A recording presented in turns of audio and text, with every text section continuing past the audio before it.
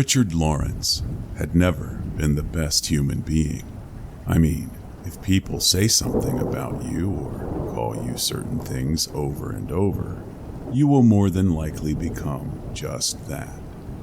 So, becoming a natural dick when your name is the apparent longer version of the word isn't that unlikely. Richard had been in trouble multiple times for petty crimes, and some larger ones too. He just had the knack for being a complete idiot and the worst criminal possible. He did, however, get away with some things, despite his carelessness, but not much. After spending most of his younger days in prisons and out on the street, Richard finally got his head on straight. He had a 9-to-5 job that just paid the bills, and a decent-sized trailer that he lived comfortably in. Richard had met one of these rich kids who give out money to homeless or struggling people for clout. It didn't matter why they had done it or that Richard almost scared them off, but they fixed him up with a good wad of cash, which he mostly used on liquor and hookers. But he did save just enough to get off the streets and get a new car, wardrobe, and a couple of new tattoos. His car was used and had been cheap, so he just bought it out. And his wardrobe was even cheaper, coming from thrift shops, and that part of the Walmart clothing section where you think, will this rip in 2 days? He knew quite a bit about cars and such, so he found a quick job as a mechanic at a body shop a few miles down the road. The guy who ran the place, also known as Big Eddie to the other mechanics, ran the building as an undercover chop shop. For those of you that don't know what a chop shop is, it's a place where people will steal cars or car parts and sell them to the mechanic shop for a profit. The mechanic shop then deconstructs the vehicles and resells the parts for higher prices. Anyway, Richard worked here every day, but tried to stay away from the illegal business. Big Eddie didn't really like it, but he allowed it, because Richard had actually been a longtime friend and accomplice of his. One day, a storm had brewed up in town and became chaotic very quickly. Richard had been up drinking all night and missed the severe thunderstorm and flood warnings that popped up on his phone. He woke up to the loud crack and whip of the dark sky with such a fright that he failed to realize where he was at first. Once he noticed that his comfy bed was actually his bathtub, he groaned and strained to get out of it. He was nearing 50 years old, so you can see why he might have struggled so much to get out of a deep tub with a massive hangover.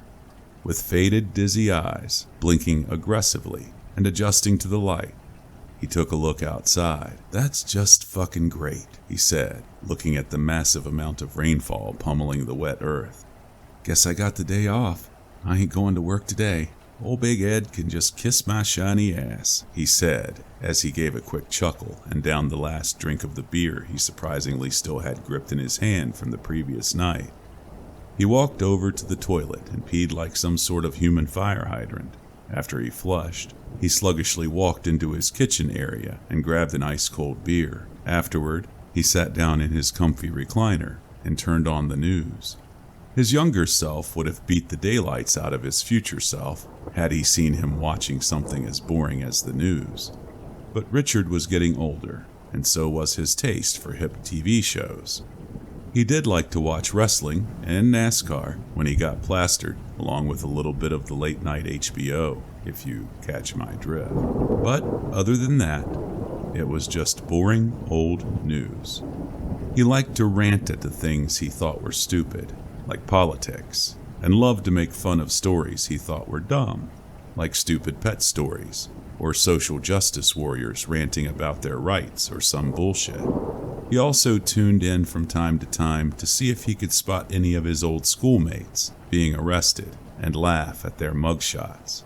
He had turned the channel to a football game when the power went out. "Oh, hell, man.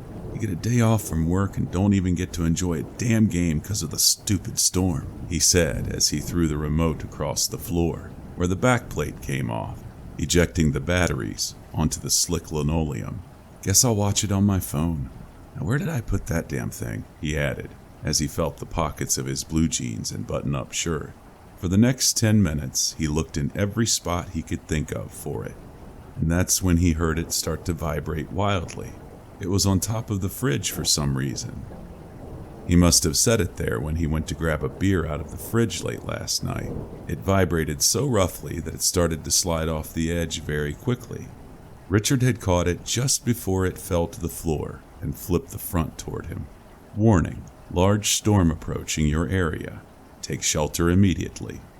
Well, no shit, weatherman, Richard said as he chuckled. How'd you figure that one out? He unlocked his phone and tried to pull up the streaming app. Nothing. He then tried YouTube. Nothing. He would have settled with playing one of the offline phone games if he had not seen the little round loading symbol and the pop-up that said, powering off. Damn it, you're really testing me today, big man. You can knock it off at any point, he said, shouting to his ceiling. Fine, I'll just go back to sleep. Maybe tomorrow you won't be so damn pissed off. He finished off a few more beers while looking out the window, and he was just about to go to bed. But he saw something that sparked his imagination and grabbed his attention. It was not completely dark outside, but the fog mixed in with the bare amount of sunlight visible and the thick clouds pouring down a torrential amount of rain made for a pretty dark and murky day. It was hard to see anything, but Richard could spot where the tree line started behind his house and his poorly kept backyard. Just beyond the silhouette of his rusty metal cage fence, standing at the edge of the forest, was a dark, shapeless figure. It was only visible when the lightning flashed. Otherwise, he couldn't see the figure, or much at all, really. He couldn't really place why he fell into a trance and became frozen, staring at it. He also wouldn't be able to say why he became terrified of it, but he did. The lightning came and went in random patterns and lengths. Richard was speechless for the first time in his life. It seemed to be inching closer with every flash of light from the sky. Every new whip of electricity revealed more and more shape and detail. Upon further inspection, the figure was humanoid. Its limbs were in mangled positions, fingers bent backward, joints cracked into unnatural positions, making it limp and sway in an agonized, melodic fashion. When it reached the edge of the metal fence, Richard saw its face. It looked as though a large rock had sunk deep within the skull and left a crater of pain. The middle of the face was split in two, and there were bits of flesh, muscle, and bone, all mangled in with one another, making the entirety of it look like a fucked up jigsaw puzzle. Richard couldn't tell for sure because the eyes were so misshapen and pouring with blood, but the thing seemed to be looking directly at him. Now, on any normal occasion, Richard would have had the tongue to speak and the will to overpower anybody in a casual conversation, but what he saw would have made even the toughest of men shit their pants. So, he sat there, silent in his dark home, peering out the rain-slapped window at the ever so slowly creeping figure that was approaching only with each flash of the sky. Every step closer was a new detail revealed to Richard. Beyond the complete disfigurement of this thing, Richard started to notice clothes. A torn-up red, orange, and black button-up plaid shirt was the first thing he'd seen. It was matted to the skin and torn in several places where the bones were sticking out. Next, he saw the faded ripped blue jeans and white and black sneakers. He knew long before he saw those ugly sneakers and the torn outfit that what he was looking at was karma. It had manifested into the form that haunted his every waking dream, his largest mistake and biggest regret. It had been a young Hispanic boy, no older than 23. Richard wasn't the biggest racist out there by far, but in his younger days, he was far worse. It had mostly been the influences he hung around.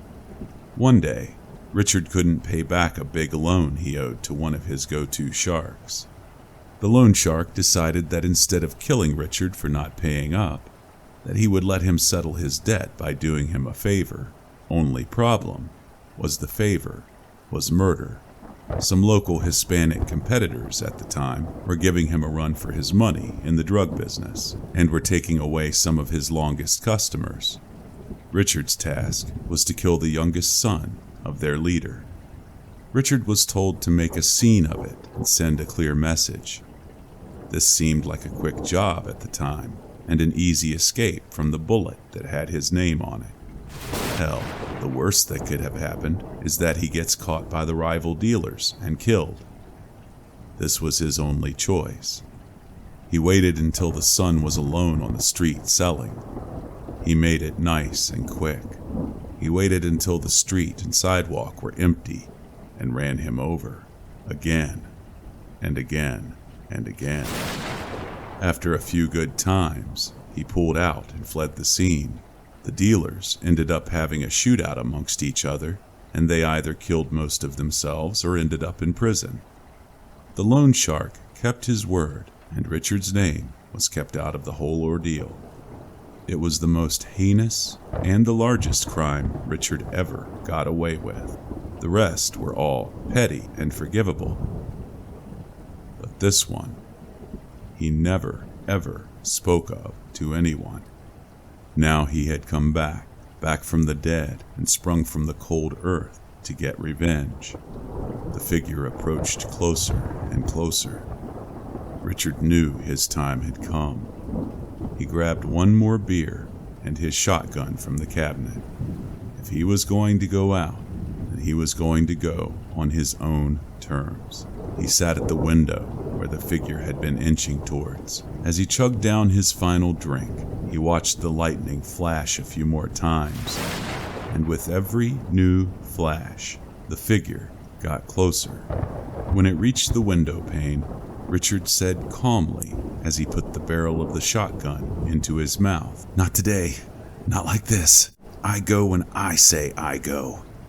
And his finger tugged on the trigger, but just before the gun could reply, the trigger had been jammed by an object. When Richard looked down, the barrel still in his mouth, he noticed the object was a mangled finger.